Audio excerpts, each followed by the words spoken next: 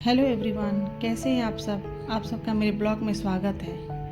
कभी कभी मुझे लगता है कि घर में रिश्ते बड़े अजीब होते हैं। कोई रिश्ता हमें जन्म से मिलता है और कोई रिश्ता शादी के बाद हमारी ज़िंदगी का हिस्सा बन जाता है। देवरानी और जेठानी का रिश्ता भी कुछ ऐसा ही है। शुरुआत में तो सब नया नया होता है, एक दूसरे को समझने की कोशिश होती है, बातें होती हैं, हंसी मजाक होता है। लेकिन धीरे धीरे ज़िंदगी अपनी रफ्तार पकड़ लेती है। फिर छोटी छोटी बातें होने लगती हैं।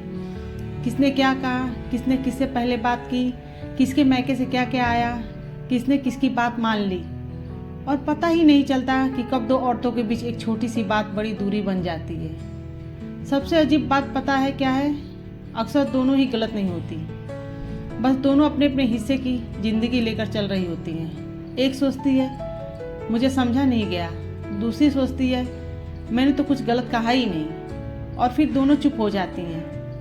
मैं एक बात दिल से कहना चाहती हूँ, अगर आप देवरानी हैं तो अपनी जेठानी को सिर्फ जेठानी मत समझिए।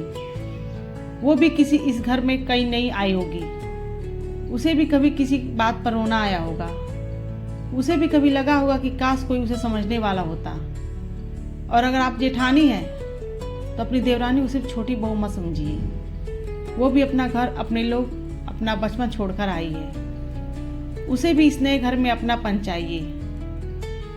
कभी कभी हम सोचते हैं कि सामने वाला पहले हमें समझे, फिर हम उसे समझेंगे, लेकिन रिश्ते ऐसे नहीं चलते। किसी एक को ही पहला कदम उठाना पड़ता है, और वो पहला कदम हमेशा हार नहीं होता।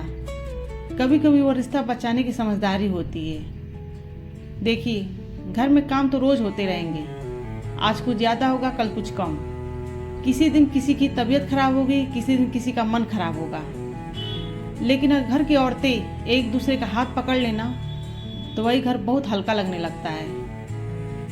और एक बात और, देवरानी जेठानी के बीच तुलना बहुत नुकसान करती है। वो ऐसा करती है, तुम ऐसा क्यों नहीं करती, उसकी बहू तो ऐसी है, उसकी जेठानी तो कितनी अच्छी है। बस इन दो चार बातों से मन में ऐसी गांठ पड़ जाती है जिसे खोलने में सालों लग जाते हैं। इसलिए अगर आप घर में बड़ी हैं तो छोटी को थोड़ा प्यार दीजिए, और अगर आप छोटी हैं तो बड़ी की कुछ बातों को नज़रअंदाज करना सीखिए।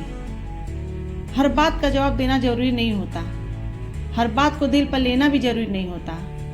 कभी कभी सामने वाला थका हुआ होता है, इसलिए आवाज़ ऊंची हो जाती है। कभी हम खुद परेशान होते हैं, इसलिए छोटी सी बात भी बड़ी लगने लगती है। इंसान हैं हम, हर दिन एक जैसे तो नहीं रह सकते ना। इसलिए रिश्तों में थोड़ी जगह रखिए, थोड़ी माफ़ी रखिए, और सबसे ज़्यादा थोड़ी समझ रखिए।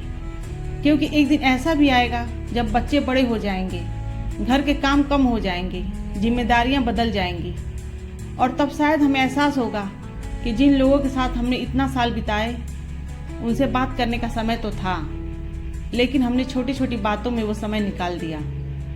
इसलिए आज अगर किसी जेठानी का अपनी देवरानी से मन खराब है, या किसी देवरानी को लगता है कि उसकी जेठानी उसे समझती नहीं, तो बस एक बार सोचिएगा, क्या सच में रिश्ता तोड़ने लायक बात है? अगर नहीं तो बात कर लीजिए। बहुत बड़ी बात नहीं करनी, बस इतना कह दीजिए, चलो जो हुआ उसे छोड़ देते हैं। यकीन मानिए, कई रिश्तों की बड़ी बड़ी चीज़ों की ज़रूरत नहीं होती, बस एक छोटी सी पहल चाहिए। एक कप चाय के साथ 2 मिनट की बात, एक बार पूछ लेना तुम ठीक हो, और कभी बिना किसी वजह के कह देना तू है ना, इसलिए अच्छा लगता है। शायद सामने वाला उस दिन कुछ ना बोले, लेकिन ये बात उसके दिल में रह जाएगी। क्योंकि घर ईंटों से नहीं बनता, घर उन लोगों से बनता है जो एक दूसरे के लिए थोड़ी सी जगह अपने दिल में रखते हैं। तो अगर आपके घर में भी देवरानी जेठानी है तो कोशिश कीजिएगा कि रिश्ता सिर्फ नाम का ना रहे। रिश्ता ऐसा हो कि बाहर कोई कुछ कहे तो दोनों एक दूसरे के साथ खड़ी हों, एक दूसरे की खुशी में दिल में खुश हो, और परेशानी में बिना बुलाए पास आ जाएं। क्योंकि आखिर में हम सबको एक ऐसा घर चाहिए जहां हमें समझने वाले बहुत हों, लेकिन जज करने वाला कोई ना हो। जहां गलती हो जाए तो बात से सुलझ जाए, और रिश्ते छोटी छोटी बातों में ख़त्म ना हो। और शायद यही रिश्तों की खूबसूरती है कि सामने वाला बिल्कुल हमारे जैसा नहीं होता, फिर भी हम उसे अपना बना लेते हैं, बस थोड़ा सा समझकर, थोड़ा सा छोड़कर, और थोड़ा सा प्यार देकर।